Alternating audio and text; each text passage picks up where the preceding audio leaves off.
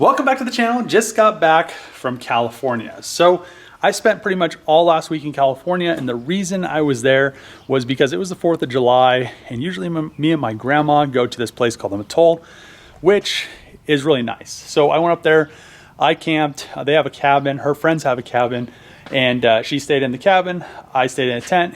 It was a lot of fun. But the reason I went up there was she's moving here and I had to drive her car back. So I just got done cleaning the outside and the inside, but it's a lot easier for me to drive her car back than for her because it's 1,200 miles, it's a long way, and it just made a lot more sense. Plus we could fill the car up with a bunch of stuff. So she just put a bunch of stuff that she was going to bring from her house in there that she didn't want the movers to move because it was fragile or pieces to her. She has like an old grandfather clock. So besides that, I have been waiting on some stuff for the charger, which I now have. And also, I have been talking to a subscriber. His name is Aaron Rue. He doesn't have any social media, but he messaged me a few months back, said, hey, if you need anything bent, I can bend it. So most of the time when subscribers say they're gonna do something, they don't end up doing it. And it's like this big thing. You get a lot of emails from subscribers on YouTube and they say that they're gonna do something, they never do. And it's just like this revolving door. The really nice thing is when a subscriber comes through, like Aaron Rue, and he pretty much killed it. So I have finally the transmission cross member. As you guys remember, I designed this in SolidWorks. I also designed all this stuff in SolidWorks, but it was something that I had to do because the trans and the transfer case extends so much further than the factory Hellcat mount. Also, since I'm redoing the subframe, I needed some engine mounts. And then I also wanted to tie the subframe into the firewall, which is in the high strength steel spot, just to give it a 6th point of connection. And these are just really nice. They're all in stainless. His company, or the place that he works at, works in stainless steel. So this is all 1/4 stainless. And these, if you guys remember, I still have one bolted right here. And that's the 3D printed one. So it's just gonna be really nice now that I have that. I can start building the front subframe and just kind of get all this done, which I also needed to weld that bracket on the driver's side because I had to make the tranny tunnel wire for the transfer case. And I didn't wanna weld that until I had this. So now that I have this, I can start worrying about getting all the drivetrain and engine inside of it. And I'm really happy that he came through. It's just one of those really nice things when a subscriber comes through, when they say they're gonna come through. I'm really excited about it. So, and especially when the stuff looks like that, it's all the better. So besides that, what I wanna do is I wanna get all of this stuff in the car, and I've had it out because buffing and didn't want to get compound on it. So I'm gonna start putting in the all the door handle stuff, all the regulators and all of that stuff. Then the door panels, even though they're not the Hellcat ones, I'll throw them in for now, just so they're not sitting there. The carpet, trim and stuff like that can go in there as well. The bottom trim, I'll probably put the passenger carpet in since that hasn't changed, and put that rear trunk piece in there. Probably throw some of the wiring harnesses in there. I might pull apart that Challenger wiring harness just so I can get that laid out and try to figure out what I'm gonna do with that. And probably clean up a lot of this rubbing compound that got on the inside with a rag and clean up all of this stuff. And then we can worry about getting a dash in there and etc. So I wanna have the window regulators, door panels, the door glass all in. I'm also gonna have a guy come put the quarter windows and the back glass in, so we have that done and it will look like a car. The only thing I'm not going to throw in is a front windshield right now because I want to worry about, I might have to take it to the dealership to have them put a new VIN sticker in, since they are a sticker, and since I did paint the car, I didn't want that to be silver. So I'll have them put a VIN sticker in, and you can't do that when the glass is in there. So let's get to work on this thing, get all of this stuff put back together, other than we won't have seats or any of that stuff in there, but we will have door panels, won't have a dash, but it'll be a little bit closer.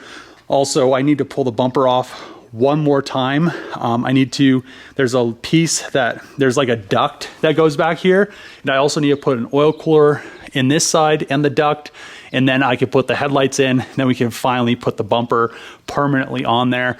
And I have been waiting for, there's a pad over here that actually there's a pad that goes on the back of the firewall. That's why I haven't put the brake booster or any of these lines in, because you have to put the pad on. You have to put the pad on first before you put any of this stuff on. So it's just kind of been holding me up waiting for that pad.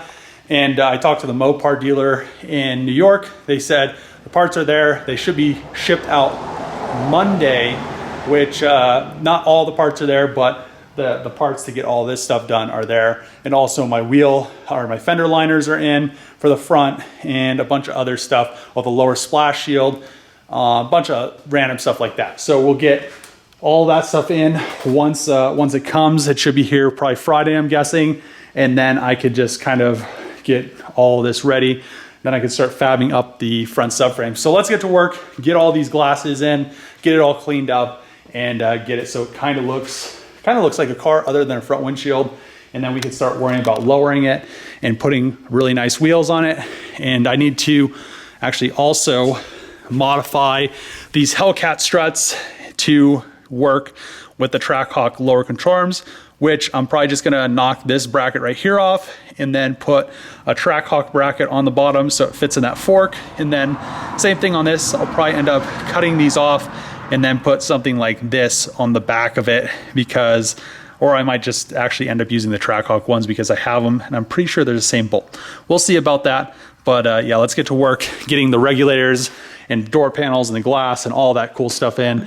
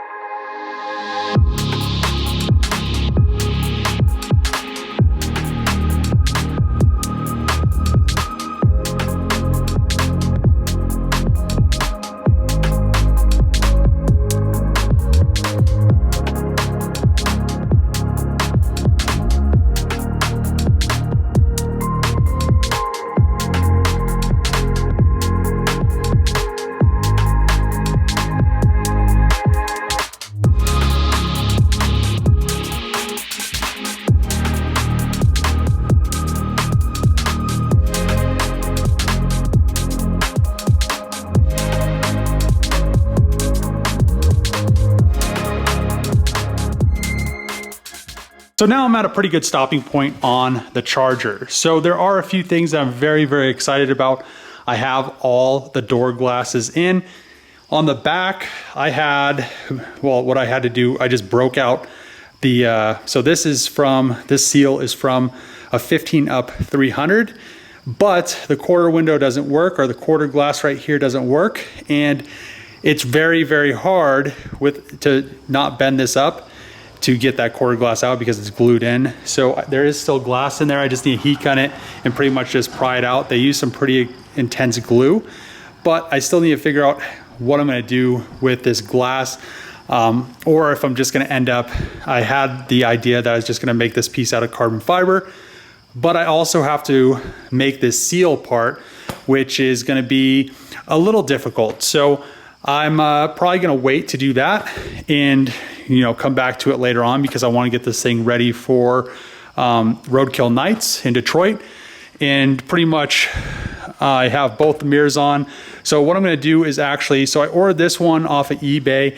I believe it was from Cleveland Performance. It's supposed to be a really good mirror. I put my mirror cap on it, but as you can see, it has all these divots in it. So the good thing is, a long time ago, I got those 300C doors, and they had good mirror cap or mirrors on them. And I just am gonna put the wiring out of the, so that's the Hellcat mirror, and I put my mirror cap on it. So it has all the collision avoidance and stuff in it. What I'm gonna do is actually get another one. It seemed like there wasn't any good ones. All the driver ones were like burn or something like that. But now that I have this 300 one, I'm going to just get one of the burnt ones, use the wiring and the mirror out of it, and then I'll have a good mirror. And then on the other side, I'll do the same thing. I'll take the other 300 door I have, pull the mirror off of it. I'm gonna pull some other parts off of it as well. And then I'll have two good mirrors without a bunch of divots, because you can see how much nicer this one is compared to that one. So it's just kind of unfortunate. I think I paid like 150 bucks for that mirror, and it was, it's just kind of, messed up. And then on the glasses, I forgot which, actually it's the passenger side front glass. These were pretty expensive as well. I got them from a Scat Pack. They're supposed to be really good glasses as well. I guess most places don't care, but you can see these chatter marks from something.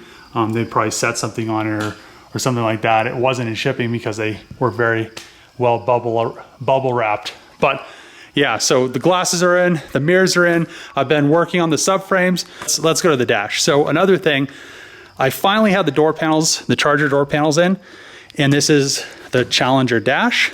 Supposedly, these cowls that weld in are all the same, but they're not all the same, because there's not a bolt hole here.